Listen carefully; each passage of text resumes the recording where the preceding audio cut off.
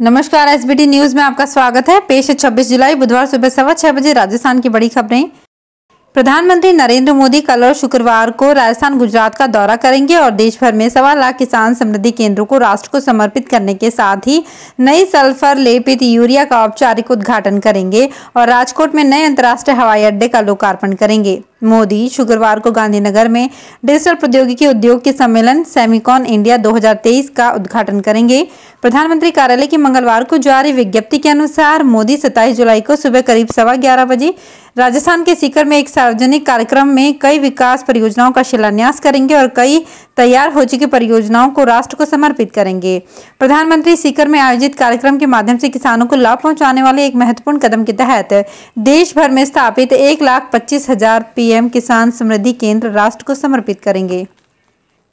इसरो के वैज्ञानिकों ने मंगलवार को चंद्रयान 3 की 5वीं और आखिरी earth bound orbit raising process successfully पूरी की, जिसकी पृथ्वी से सबसे कम दूरी 236 किलोमीटर है और सबसे ज्यादा दूरी 1,27,609 किलोमीटर ऑर्बिट में है। इसका मतलब है कि चंद्रयान ऐसी अंडाकार कक्षा में घूम रहा है। इससे पहले 20 जुलाई को ऑर्बिट 71,351 किलोमीटर और 233 किलोमीटर की गई थी। अब स्पेसक्राफ्ट 31 जुलाई और 1 अगस्त की मध्य रात्रि स्लिंग शॉट के जरिए पृथ्वी की कक्षा छोड़कर चंद्रमा की ओर बढ़ेगा। 5 अगस्त को चंद्रमा की ऑर्बिट में पहुंचेगा। 23 अगस्त को ये चंद्रमा पर लैंड करेगा।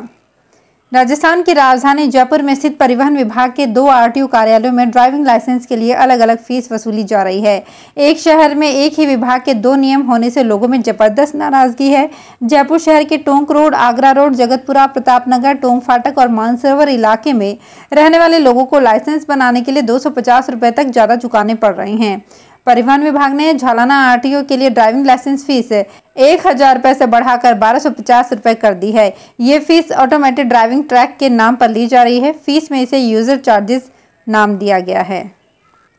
देश में पिछले कुछ साल से अवार्ड वापसी का चलन काफी तेज हुआ है। इस पर लगाम लगाने के लिए पार्लियामेंट्री कमेटी ने अंडरटेकिंग फॉर्म भरवाने की सिफारिश की है।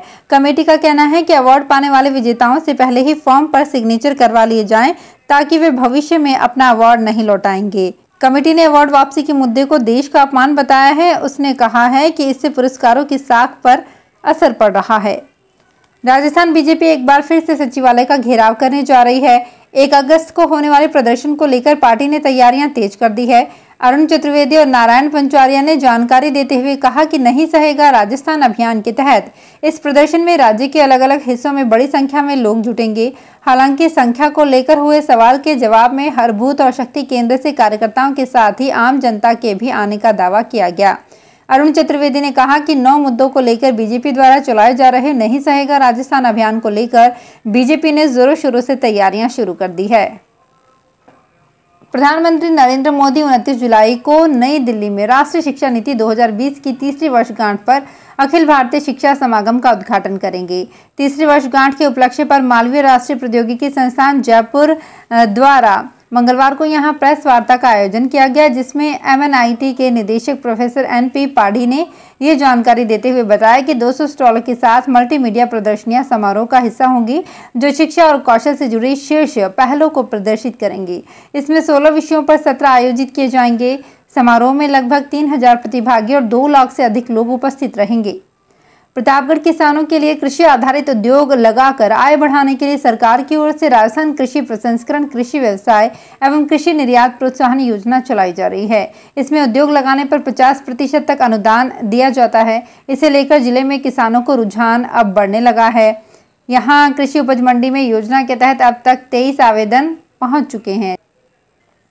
भारतीय महिला क्रिकेट टीम की कप्तान हरमनप्रीत कौर पर 2 मैचों के लिए बैन लगाया गया है। इस बैन के चलते कौर एशियन गेम्स के 2 शुरुआती मैच नहीं खेल पाएंगी। कौर बांग्लादेश के खिलाफ 3रे वनडे मैच में स्टंप बैट मारा था और अंपायर के फैसले पर असहमति जताई थी। 34 साल की भारतीय कप्तान को इंटरनेशनल क्रिकेट काउंसिल ने 2 अलग अलग मामलों में सजा दी है। हरमन को ICC के कोड ऑफ कंडक्ट के लेवल 2 का उल्लंघन करने का दोषी माना गया है, जिस कारण उन पर मैच फीस का 50% जुर्माना लगाया गया है। साथ ही सजा के तौर पर 3 डीमेरिट अंक भी दिए गए हैं। राजस्थान के भीलवाड़ा जिला कलेक्टर आशीष मोदी ने मंगलवार को भीमगंज विद्यालय के छात्रों को शिक्षक बनकर पाठ पढ़ाया और सवाल जवाब भी किए ताकि शिक्षा के स्तर का पता लग सके। मोदी अचानक भीमगंज विद्यालय पहुंचे और छात्रों की क्लास ली। उन्होंने 11वीं और 12वीं के छात्रों को अंग्रेजी और हिंदी का पाठ शिक्षक बनकर पढ़ाया। इस दौरान उन्होंने 12वीं के छात्रों से सवाल जवाब भी किए। उन्होंने बच्चों की उच्चारण की गलती के बारे में भी बताया और कहा कि भाषा चाहे हिंदी हो या अंग्रेजी, उन्हें भाषा पर पकड़ मजबूत बनानी चाहिए। बीकानेर में इन दिनों राजकीय डूंगर महाविद्यालय में छात्र संघ चुनावों को लेकर रौनक परवान चढ़ने लगी है। हालांकि अभी तक चुनाव की तिथि को लेकर कुछ भी साफ नहीं हुआ है, लेकिन दावेदारों ने प्रचार करना अभी से शुरू कर दिया है। यूं तो प्रचार की शुरुआत शनिवार को दस्तावेज सत्यापन के साथ ही शुरू हो गई थी। प्रचार भी हो रहा है। भीलवाड़ा जिले के बिगोद के पास गोविंदपुरा में किसानों को सब्जियों की खेती करना रास आ रहा है। नकदी फसल से उन्हें प्रतिदिन की आमदनी हो रही है। किसान श्यामलाल माली ने बताया कि उन्होंने इस बार 1 बीघा में भिंडी की फसल लगाई। इसमें उन्हें 3 लाख रुपए की आमदनी हुई। इसके अलावा 2 बीघा में मिर्ची की फसल बोई। इससे उन्होंने 4 लाख रुपए का मुनाफा कमाया। बढ़ती मांग को देखते हुए कई किसान सब्जियों की फसल लगाने लगे हैं। आसियान अर्थात दक्षिण पूर्वी एशियाई देशों में राजस्थानी कारोबारियों के लिए भरपूर व्यावसायिक संभावनाएं हैं। इन संभावनाओं का अध्ययन टीम आरतिया ने किया। इस बारे में आरतिया प्रतिनिधियों ने थाईलैंड एक्सपोर्ट प्रमोशन बोर्ड के अधिकारियों से चर्चा की। आरतिया के अध्यक्ष विष्णु भूत ने बताया कि जल्द ही प्रदेश के कारोबारियों का एक बड़ा समूह थाईलैंड जाएगा, जहां बिजनेस मीट में द्विपक्षीय कारोबार को बढ़ाने पर चर्चा होगी। उल्लेखनीय है कि भारत और आसियान के बीच व्यापक आर्थिक सहयोग समझौता प्रभावी है, जिसके तहत Brunei, Cambodia, Indonesia, Laos, Malaysia, Myanmar, Philippines, Singapore, Thailand और वियतनाम के साथ वस्तुओं, सेवाओं और निवेश में कारोबारी करार है। खाद्य सुरक्षा आयुक्तालय जयपुर में पदस्थापित जोधपुर के न्यू पाली रोड के फूड इंस्पेक्टर प्रवीण चौधरी से उनके घर की छत पर सोलर प्लांट लगाने के नाम पर करीब 1.5 लाख रुपए की ठगी हो गई। आरोपी बॉम्बे मोटर चौराहा स्थित सोलर कंपनी के कार्यालय को बंद करके भाग गए। चौधरी ने भगत की कोठी पुलिस थाने में एक महिला सहित 3 व्यक्तियों के खिलाफ मामला दर्ज कराया है। टमाटर और दाल के बाद अब हल्दी की कीमतें बढ़ गई है। उत्पादक क्षेत्र में बुआई कमजोर पड़ने और व्यापारियों के पास पुराना स्टॉक कम होने के कारण 1 महीने से भी कम समय में हल्दी की कीमत में 40% बढ़ोतरी हुई है। हल्दी का हाजिर भाव जून में 8100 रुपए प्रति क्विंटल था, जो बढ़कर 12,000 रुपए प्रति क्विंटल पर पहुंच गया है। खुदरा बाजारों में हल्दी के दाम 115 से 125 रुपए प्रति किलो तक पहुंच गए हैं। चित्तौड़गढ़ में एक बालिका की मार्कशीट खाली आने पर परिवार को भटकना पड़ रहा है। बालिका कपासन के राजकीय बालिका उच्च माध्यमिक स्कूल के 11वीं क्लास में पढ़ती है, जहां उसने टेस्ट और एग्जाम सहित 4 परीक्षाएं दी है। लेकिन जब रिजल्ट के बाद मार्कशीट लेने गए तो पता चला कि उसमें एक भी नंबर लिखा हुआ नहीं है। जिला शिक्षा अधिकारी का कहना है कि अगर शाला दर्पण के ऑनलाइन पोर्टल पर कोई फॉल्ट हुआ है तो चेक करवाया जाएगा। इसके अलावा पूरी जाँच में अगर फॉल्ट स्कूल का मिला तो सख्त कार्यवाही की जाएगी। तो फिलहाल इस बुलेटिन में इतना ही। फिर हाजिर होंगे कुछ और बड़ी खबरों के साथ।